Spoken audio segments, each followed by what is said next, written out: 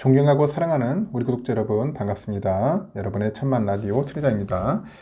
토요일 아침이 밝아옵니다. 벌써 이제 새벽의 기운을 또 가지면서 또 오늘 아침을 또 이렇게 시작하네요. 여러분 어떻게 잘 주무셨는가 모르겠습니다. 편안하게 주무시고 기상했는지 모르겠습니다. 대부분 토요일하고 일요일날 늦잠 자는 분들이 많은데 늦잠 자도 돼요.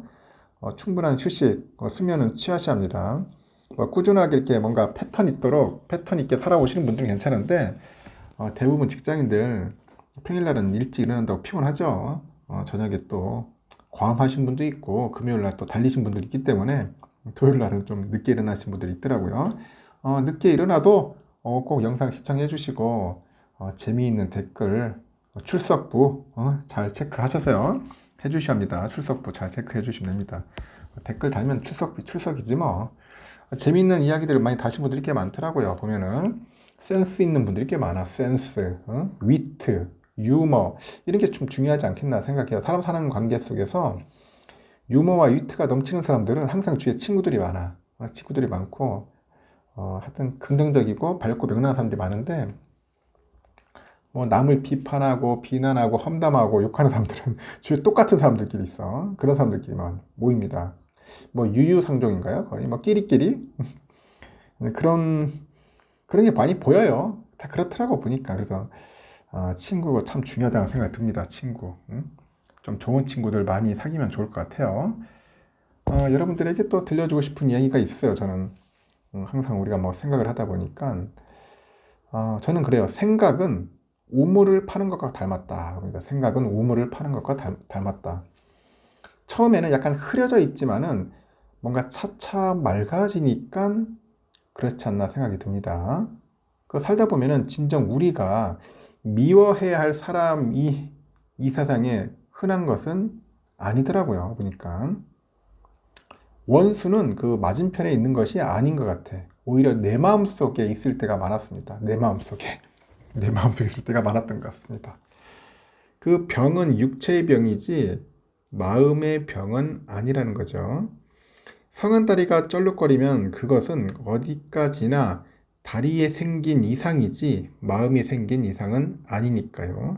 그러니까 주변을 살펴보니까 육체의 병 때문에 그 마음까지 고통받는 분들이 덜어 있더라고요. 이해가 되고도 남을 일이지만은 그렇다고 마음까지 병들면은 무척 곤란한 일이에요. 그래서 마음은 우리 몸의 뿌리 같은 것이라서 이 뿌리마저 병들면은 회생은 어려운 일이라고 생각합니다. 하여튼 마음은 다이아몬드처럼 순수할수록 더 무게가 나간다고 합니다. 다이아몬드. 우리 여성들 좋아하죠? 다이아몬드 반지. 하여튼 마음은 다이아몬드처럼 순수할수록 더 무게가 나간다. 그 마음은 팔고 사지 못하지만은 줄 수는 있는 것이 자신의 가장 소중한 재산이 아닐까 그런 생각이 드네요. 마음은 팔고 사지 못하지만은 줄 수는 있는 것. 그것이 자신의 가장 소중한 재산이다. 따뜻한 마음, 사랑하는 마음, 이해하는 마음, 배려하는 마음 이런 마음이 있어야 한다는 거예요. 그래서 그게 결국 자기의 소중한 재산이야. 그런 아름다운 마음들을 잘 활용하고 잘 쓰는 분들은 주위에 항상 보면 좋은 분들이 많다는 거죠. 저는 그걸 뼈저리게 느꼈어요. 이렇게 대화를 하다 보면은 항상 보면 긍정적으로 아름답게 말 한마디로 상냥하게 이렇게 하는 분이 있지만은 어떤 분은 그거 가지고 좀 상대방이 실수를 했다고 해가지고 꼬투리 잡아가지고 계속 물고 늘어지고 짜증내고 이러면 솔직히 말하기가 싫어요. 진짜 싫어. 왜냐? 자꾸 그러거든. 자꾸 꼬리에 꼬리를 물더라고. 상대방이 혹시라도 실수를 한다거나 본의 아니게 뭐 표현을 달리 할 수 있잖아. 그러면은 그걸 이해해 줘야 돼. 왜 저 사람이 저렇게 이야기를 했을까? 한번 곰곰이 생각해 보는 것도 중요하고, 그러니까 상냥히 물어볼 수도 있는데, 그걸 가지고, 뭔가, 닭 잡듯이, 쥐 잡듯이 덤벼드는 사람들이 있더라고. 우리 남성도 그렇고 여성분들도 있어요. 절대 그런 마음을 가지시면 안 돼. 그러면은 사람 다 떠나갑니다. 한번 겪어보면 알잖아. 그 사람의 마음을. 그래서 글 한마디, 말 한마디가 상당히 중요하다는 거죠. 상대방한테. 이왕이면은 좀 따뜻한 말 한마디로 계속 남기고 해주는 게 좋은 거예요. 한번 상처받으면은 그 상처는 회복이 안 되더라고요. 잘 회복이 안 됩니다. 아주 중요합니다. 또 삼성 얘기 한번 들려드릴까요? 삼성전자가 인도의 1, 2위 이동통신 사업자 그 5G죠. 이 5G 이동통신 장비 수주에 이제 성공을 했어요. 성공을 했어. 인도 1, 2위 인도 1, 2위 이동통신 사업자 그 장비 수주에 성공을 했다. 아주 놀라운 사실이네요. 그러다 보니 이제 글로벌 통신 장비 시장에서 입지를 아주 빠르게 넓히고 있다. 그래서 인도는 현재 통신 가입자가 11억 7천만 명이야. 11억 7천만 명입니다. 엄청납니다. 인도. 23년 중국을 제치고 인구 1위에 오를 것으로 전망되고 있어. 그 성장성은 중국보다도 높다는 평가를 받고 있는데 삼성은 최근에 일본과 미국 등 그런 선진국에서도 5G 장비 수주 소식을 이어가고 있습니다. 그래서 미국과 중국 그리고 중국과 그런 인도의 관계 악화를 파고들어서 삼성전자가 5G 장비 시장에서 업계 1위 화웨이의 점유율을 상당 부분 뺏어올 수 있다. 그런 기대감도 현재 나오고 있는 거죠. 시장조사 업체 보니까 지난해 글로벌 5G 통신 장비 시장 점유율은 화웨이가 높더라고요. 28.7%, 에릭슨 15%, 노키오 14.9%, ZTE가 10.5%, 시스코 5.6%, 삼성전자가 3.1%였어요. 근데 탄탄한 그런 중국의 내수 시장을 바탕으로 해서 화웨이하고 ZTE가 이제 선전하고 있었죠. 그 가운데도 삼성전자가 6위를 차지했습니다. 그러나 인도가 5G 도입을 시작한 올해부터는 순위가 좀 요동치지 않겠냐? 그렇게 보는 겁니다. 그 중국과 인도의 외교 관계 악화로 현재 업계 1위 화웨이가 인도 시장에 진출하지 못하는 탓이에요. 실제 인도 통신업체들은 그 5G 장비 도입 과정에서 그 화웨이하고 ZTE를 배제하고 에릭슨, 노키아, 삼성전자만을 택하고 있어요. 삼성전자 이번 그 릴라이언스 지오의 그 5G 장비 공급 계약에도 그 화웨이 배제의 반사 효과가 긍정적인 영향을 미친 것 같아요. 끼친 것 같습니다. 그래 업계에서도 그래요. 화웨이는 중국 내수 매출을 제어할 경우 실제 글로벌 점유율은 18%대로 떨어진다. 인도 시장에 진출하는 그 3사 에릭슨, 노키아, 삼성전자 이 점유율이 대폭 올라서 지용도가 뒤바뀔 수 있다고 합니다. 릴레이언스 지오는 1위 사업자인 만큼 5G 도입에서도 인도 내 사업자 중 가장 빠른 그런 전국망 구축을 목표로 하고 있더라고요.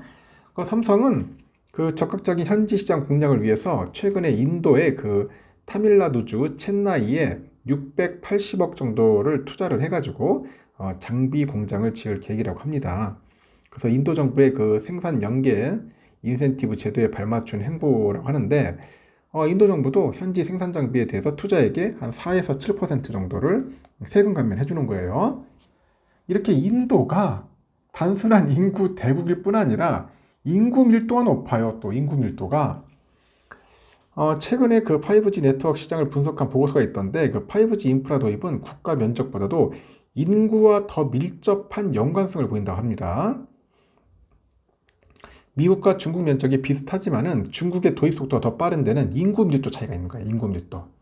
이 중국과 유사한 형태의 공격적인 투자가 이루어져 가지고 장비 업체들한테는 큰 기회가 될 수 있다는 전망인데 특히 삼성은 최근 들어서 인도 외에도 글로벌 각지의 수주 소식을 이어갑니다. 올해만 한정해도 3월에 일본 NTT 도코모하고 5G 공급 계약을 체결했어요. 이어서 11월에는 그 장비 그 공급 확대 소식도 알렸고 5월에는 그 미국의 제4 이동통신 사업자가 있어요. DC 네트워크. 여기에 5G 가상화 기지국을 이제 공급하기로 했습니다.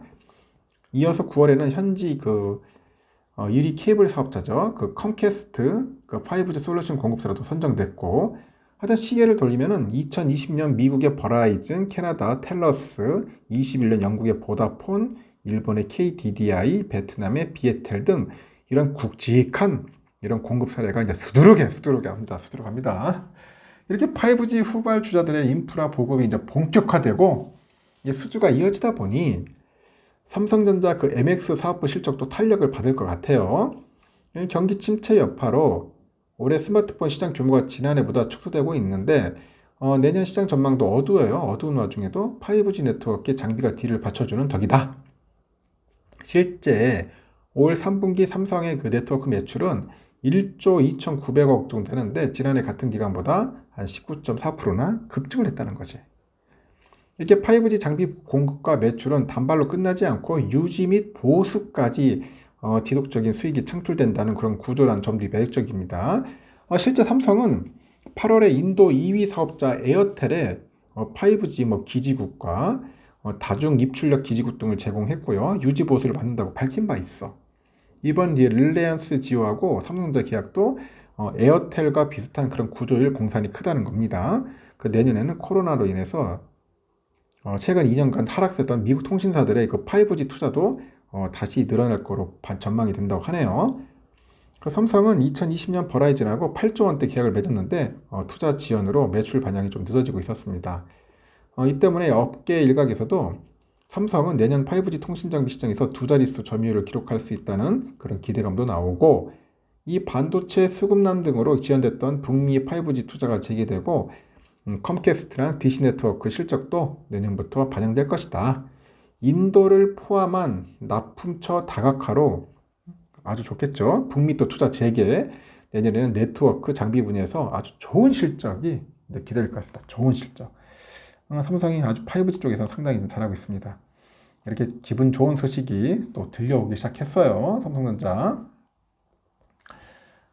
지금 이 사진 속의 인물인데 한종희 부회장, 이 한종희 그 DX죠, DX 부문장인데 영상 디스플레이하고 생활가전 사업부장 겸직을 유지한다고 하네요. 이분이 삼성전자의 그 반도체 사업을 담당하는 그 DS 디바이스 솔루션하고 스마트 담당, 스마트폰, MX죠. 이런 주요 사업부장들도 자리를 지켰다.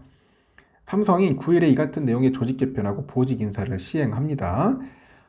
그리고 지난해 10월에 그 이재승 DA 사업부장이 퇴임한 후에 이제 한 부회장이 임시 사업부장을 맡고 있던 터였는데 DA 사업부장을 이제 누가 맡을지가 이번 보직 인사의 가장 큰 관심사였어요. 그 삼성은 강력한 리더십을 바탕으로 해가지고 최근 부진을 겪고 있는 생활가전 사업부를 이끌어가기 위해서 한 부회장 겸임을 유지하기로 한 것으로 이제 전해집니다.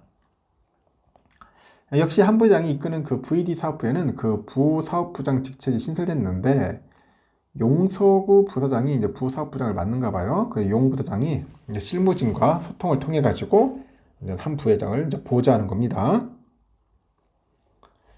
노태문 MX 사업부장은 기존 사업부를 그대로 맡아가지고 디자인 경영센터장을 겸직하기로 합니다. 하여튼 DS에서도 그 종합기술원장 등 주요 사업부장이 내년에도 그대로 사업부를 이끈다고 하네요. 경계현 DS 부본장은 그 화성 캠퍼스에서 이날 방한한 그 팻 겔싱어죠.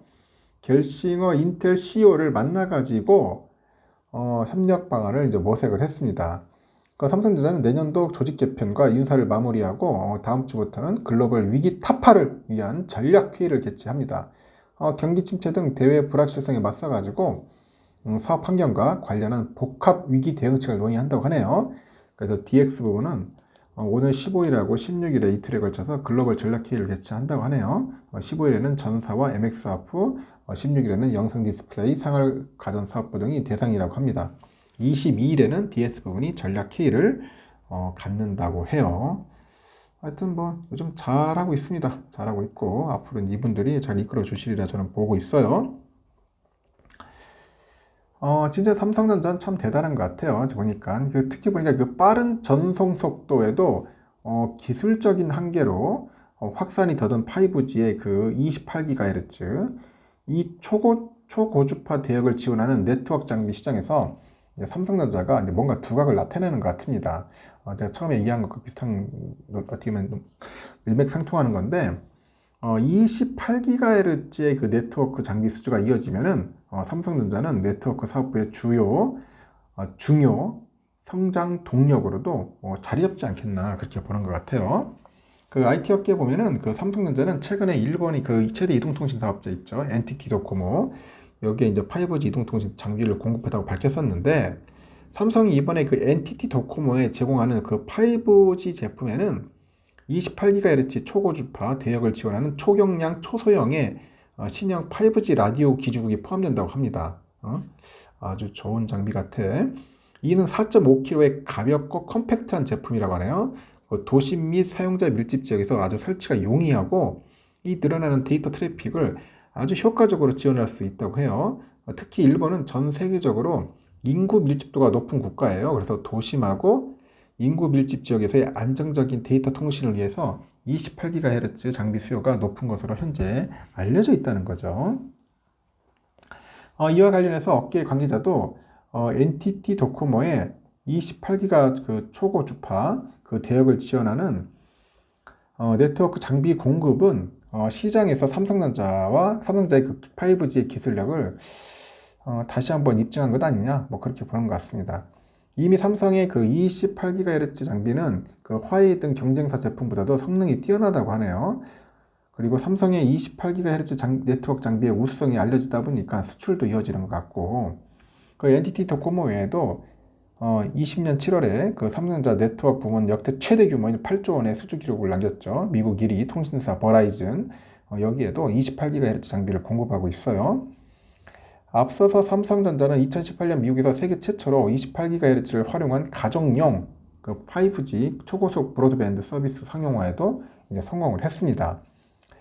이러한 성과에도 삼성이 뛰어난 무선통신 기술력에 바탕이 됐는데, 실제 삼성은 지난달 호주 이동통신업체가 있어요. NBN CEO. 하여튼 NBN과의 공동으로 진행한 28GHz 그 5G 기술 현지 시험에서 그 전송거리하고 다운로드 속도에서 글로벌 업계 신기록을 달성을 했습니다. 당시 기지국하고 10km 떨어진 거리에서 데이터 다운로드 속도가 1.75GBps네요. 엄청 빠르네.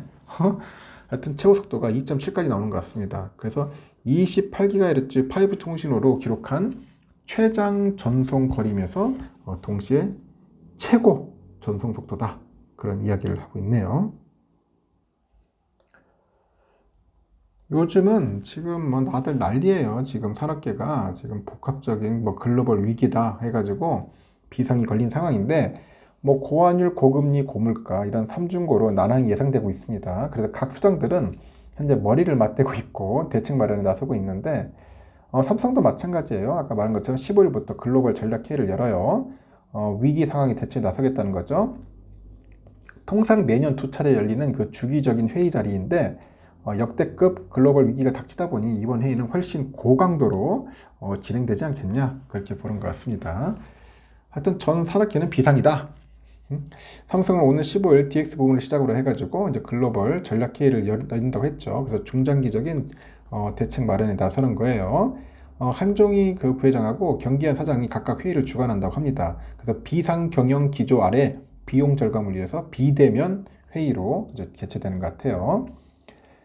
전략회의에서는 전례 없는 글로벌 위기 상황을 타개하기 위한 해법이 주로 논의될 것 같습니다. 뭐 TV나 가전, 스마트폰 이런 한 DX 부분은 글로벌 경기 침체로 인해서 현재 수요 감소가 따르고 있고, DS 부분은 최악의 반도체 한파를 현재 겪고 있어.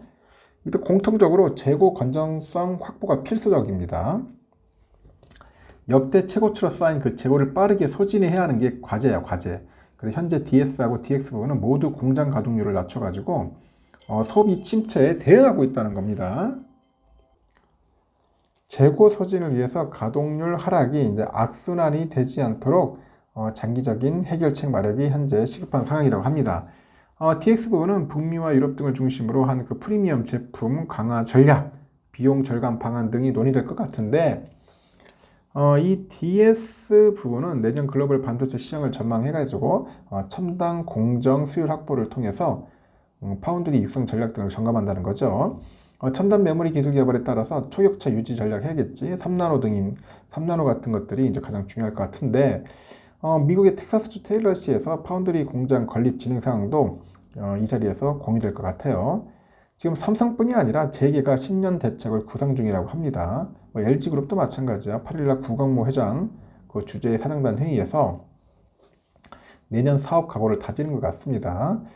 이 자리에는 최근 선임된 그 신임 사장들까지 한 자리에 모였는데, 뭐 현대중공업도 마찬가지인 것 같아요. 보니까 현대, 뭐 제뉴인, 두산인프로코와 현대건설기계. 하여튼 뭐 현대, 뭐 삼성, LG 할 것 없이 지금 난리다. 지금 난리다. 그런 이해하시면 될 것 같습니다. 하여튼 삼성은 미래 사업에 대한 투자는 아끼지 않을 것 같고 위기 상황을 타개하기 위해서 오히려 과감한 투자를 지속하지 않겠냐 그렇게 보는데 실제로 올해 하반기부터 내년까지는 예상되는 반도체 시장 그런 악화에도 불구하고요. 삼성은 반도체 설비 투자를 크게 늘리는 것으로 이제 관측이 됩니다. 글로벌 반도체 분석 기관에 따르니까 삼성은 올해 374억 2,500만 달러 규모의 설비 투자를 집행한 것으로 분석이 됩니다. 2위인 TSMC와 3위인 인텔의 설비 투자 규모를 앞질렀어요. 올해 4분기에도 인텔, 마이크론 등 글로벌 반도체 기업들이 모두 지난 3분기보다도 해당 분기 투자를 줄여 나갔는데 오히려 삼성은 늘렸다는 거죠. 그래서 세미 애널리시스 측이 그래요. 참 발음도 힘드는데 삼성은 그 시장지위를 확고히 하는 과정에서 D램을 비롯해서 주요 메모리 투자에 앞서고 있죠. 공급 과잉에도 불구하고 공급을 크게 늘리고 있다는 겁니다. 공급을 크게 늘리고 있다. TSMC는 오히려 파운드리 로직 칩 관련 주문 감소, 그 장비 발주 지연 등의 영향으로 투자를 올해 초 예고한 금액만큼 집행하지 못했다고 분석을 해요. 근데 삼성은 내년 예정된 투자를 통해서 중장기 관점의 시장 수요 회복을 노릴 것으로 전망이 되고 있고 회사는 3분기 실적 발표 컨퍼런스 콜에서 인위적인 감산을 고려하지 않는다고 기본 입장에는 변함이 없다 딱 확고히 얘기를 했습니다. 내년에는 데이터 센터 증설이 확대돼 가지고 D램 신모델 채용도 늘어날 것으로 보인다 그렇게 언급을 합니다. 삼성전자 잘하고 있습니다. 이렇게 삼성전자 소식으로서 하루를 이제 시작하고 방송은 마치도록 하겠습니다. 여러분 즐거운 하루 보내시길 바라요. 감사합니다.